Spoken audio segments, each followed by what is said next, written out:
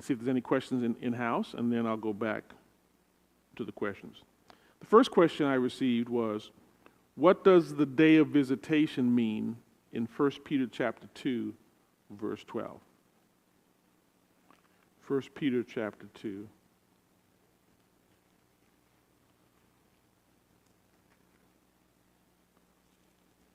Verse 12.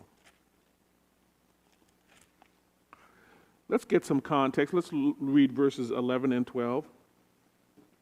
It says, "Beloved, I urge you as aliens and strangers to abstain from fleshly lusts which wage war against the soul.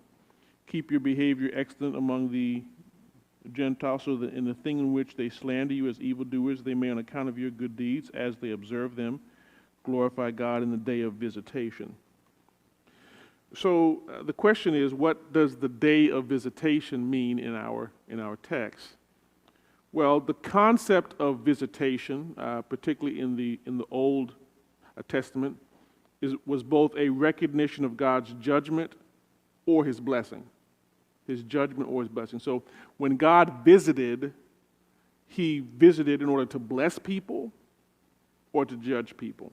We see both of these ideas, one of them in Isaiah chapter 10, and one in Jeremiah chapter 27. Both concepts, the idea of visitation by God. Now, what does that mean for 1 Peter chapter 2? Well, it can mean one of two things.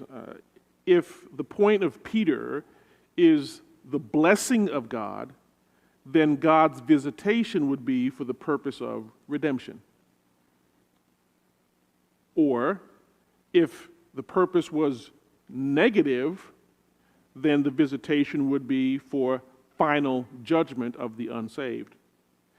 In either case, the believer's life serves as a reminder that the individual saw God's working before their very eyes.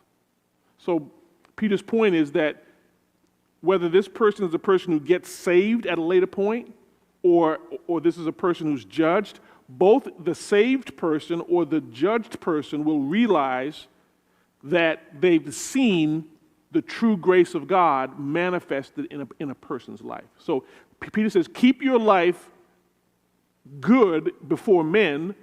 Why? So that they will glorify God, either through their salvation or through their judgment and condemnation. So that's the concept of the day of visitation, either the day of God's salvation in a person's life or the day of final judgment in their death.